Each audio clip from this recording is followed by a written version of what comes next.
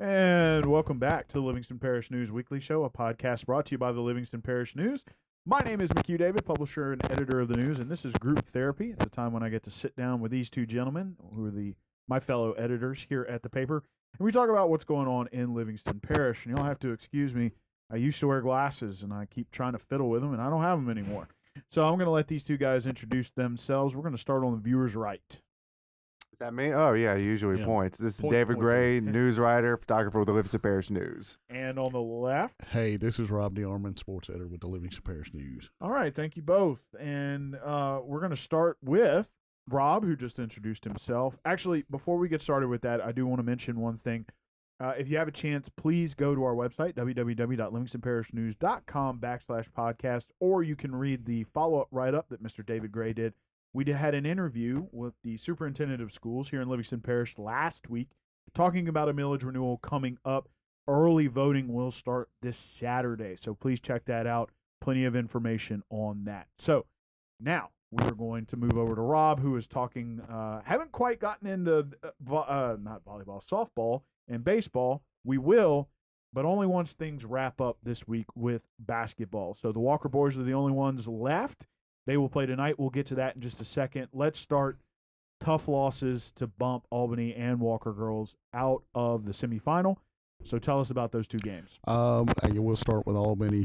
Played last week on Wednesday. They were able to cut it down, or actually take a lead with about almost 2 minutes left, and Wassman just kind of pulled away from them. It's one of those things where you look at that team and they're young. No seniors on that team, so they'll all be back. It's one of those things where you kind of watch the team grow, kind of come together, and it's like I talked about last week. I asked Coach DeRoos, I was like, hey, do they know what's happening here? Do they know what they're doing? And she kind of said, that's a good question. But at the end of the day, it was like one of those deals where she said we knew we'd have to rebound well, and we had one of those nights where we picked just a bad night to not shoot so well. And those things kind of came into play for them in that game. But like I said, that whole team will be back. So they've got something to shoot for, something to work for, and I'm sure that'll motivate them heading in. Sure. And let's pop over to Walker. Walker, just one of those things. They played Ponchatoula, who wound up winning the state championship in a double overtime thriller there at the University Center. Got behind real early, and the key for Ponchatoula, I think, was when I talked to Coach Arnold afterward. I asked him, I said, you guys got down before in the previous round. What was different? He said they didn't miss many shots. I think they went 10 for 16 in the first quarter, and the big part was Ponchatoula's, I guess, role players were hitting shots, which was something they had not seen, and I guess when you're going to bring it in a state tournament game, that's the time to come. Walker's able to kind of cut it down. I think they cut it to 4 at one point, if I believe, and then Ponchatoula, I think, went 6 for 6 at the line over a stretch just to kind of pull away. So just tough losses for both teams, because it's one of those things when you were reading about it.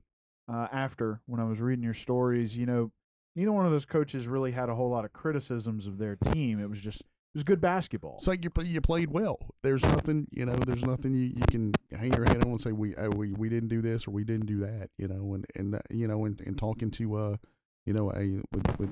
Caitlin Travis, she'll be back for Walker, and that's the goal. She said we have no idea we have the idea that we'll be back in this situation again. So that they're already focused. I know both of the coaches, Coach DeRoos and Coach Arnold, may post on Facebook just saying, hey, this is we start working now for next year. So sure. It never stops for them. Yeah. So we still have, the parish still has one team left. They play tonight. That's going to be Walker boys. Who do they play? North Shore. Okay. Give us a little preview of that game, and you'll be heading over there. So we get through with this, I'm going to check some stuff out, and I'm headed that way. They've got North Shore. They went on the road last week twice and knocked off some of the higher seeded teams, and talking to one of them was an overtime win to get here over Ruston. Talking to Coach Skiro about it, I said, what does that tell you about that team that they're able to do that? And he goes, that shows you how good they are. I think this is their first trip to the state tournament. For Walker, it's their 5th straight. So you got to look at that. And I told him on the flip side, it's not like you guys haven't played anybody either. So you've got Scotlandville, which won the championship in their division last week, and then Zachary is still here as the number 1 seed in 5A. So they played both of those teams, and like I said, Zachary's still in it too. But he said they set up their schedule to be in this situation that they're in right now. So we're going to be remember to follow Rob on Twitter. He will be giving updates to that game. It's at Burton. Yes. Burton Coliseum on Nichols campus. No, not Nichols. McNeese. Yes. I always get those two backwards. I am sorry to McNeese and Nichols fans. Nichols is Thibodeau. I know. Yeah, right. Southeastern, Nichols, McNeese. Southeastern I always get right. Those other two, for whatever reason, I keep getting them backwards. So you'll be heading to Lake Charles this afternoon. We wish you safe travels. And please remember, follow Rob on Twitter and check our Facebook page for updates. Moving over to Mr. David. Kind of a Denham-centric show today. Just a lot of things going on in Denham. We already talked about the Millage podcast. Please go back and watch that. David actually sat in the studio as we recorded that, popped off a couple of questions. Always appreciate him sitting in on that because he's the one attending the school board meeting, so he had some good stuff. Today, going to talk a little more about Denham. First and foremost, let's talk about what was described as a phenomenal response to the Spring Park buyout program. If you're interested in that program, we do have a podcast about that as well as several stories that David's written. But tell us a little bit about the update on that. Well, the update, and for those who don't know, the Spring Park buyout initiative is part of the Louisiana Watershed Initiative, and it's basically, it aims to turn flood-prone areas into wetlands to hold flood water in the case of big rain events. And the Spring Park neighborhood, which also had a lot of flooding in August 2016, is the area that was selected for Denham Springs. Denham Springs was one of 7 places chosen throughout the state, I believe, with $10 million reward. So there are, as of right now, they're still in Priority Zone 1 for applying. They've received 40 applications so far for Priority Zone 1, which was what the mayor called a phenomenal response. A lot of residents in that area have submitted their survey as well as applications. And, and just to remind people, this doesn't just apply to homeowners. People who are renting can also apply for this. And it basically, the point is to move people out of dangerous areas that are prone to flooding, that are going to have high, flood insurance rates, that where the property value might, go as the years go on, especially with risk rating 2.0, the property value might continue to go down in these areas. So the point is to move people out of these areas and give them some money to be able to buy another home in an area that is not prone to flooding. So yeah, as of right now, they've had a phenomenal response, the mayor said, and this is a program that he is fully behind. The building official, Rick Foster, has stated he's fully behind this program. This is the best one that they've seen. So yeah, that was just kind of the update from to the city council in the recent meeting that they had. Also, another point going on in Denham, a very interesting undercover operation, which has led to trying to, I guess you could say, update the ordinance or maybe craft a new one with regard to massage parlors. So go ahead and tell us a little bit about that. Yeah, as well. First of all, there's no ordinance specifically tailored to massage parlors in Denham Springs. So this would be the first of its kind. And basically, yeah, you kind of hit it right there. There was some people might recall that there was a undercover operation in East Baton Rouge Parish that there was multiple massage parlors that were arrested for basically advertising sexual practices, I guess is the PG-13 way to say it.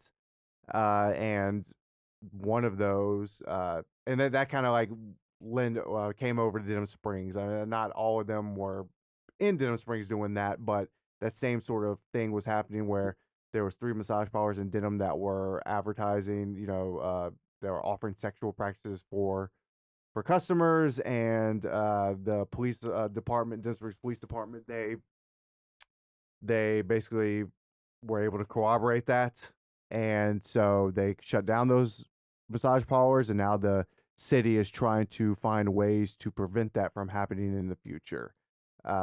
with this new ordinance. It was supposed to be talked about in the meeting on March 8th, but because they weren't able to get the public notices in time for a public hearing, that will be March 28th whenever they decide on this ordinance, or defer to another time. But so yeah, so right now they're just some basic rules like no massages between 9 p.m. and 7 a.m.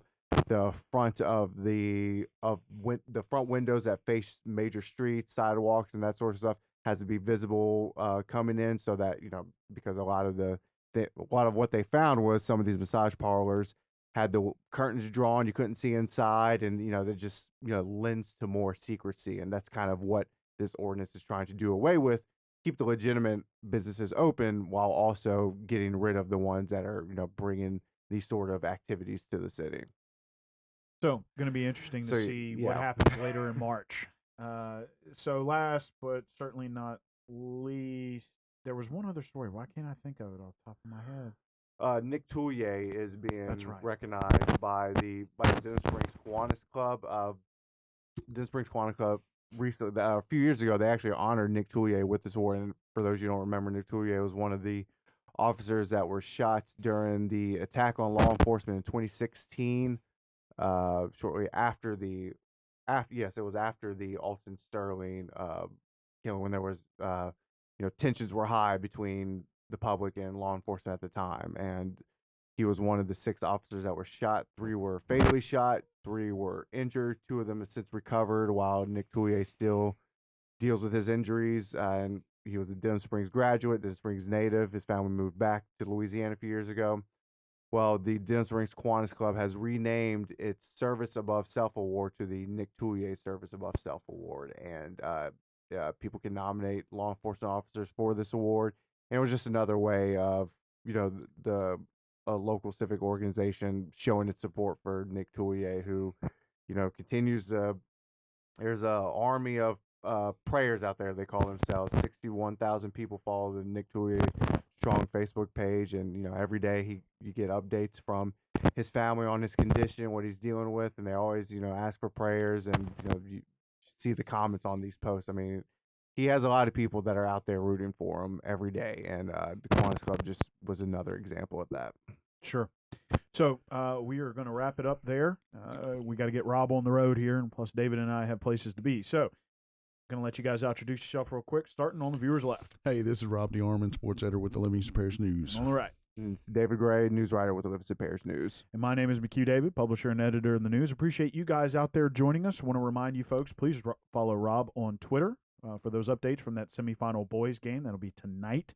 Supposed to start at 7:30. We're not real sure if it will or not. Time will tell, of course. A lot of times with those kind of games, they'll start when they start.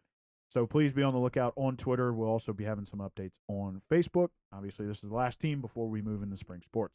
Please remember the news is on Facebook, Twitter, LinkedIn, Instagram, and YouTube. We are once a week in print on Thursdays. That's $7 a month to get that in your mailbox. We're also online, www.livingstonparishnews.com.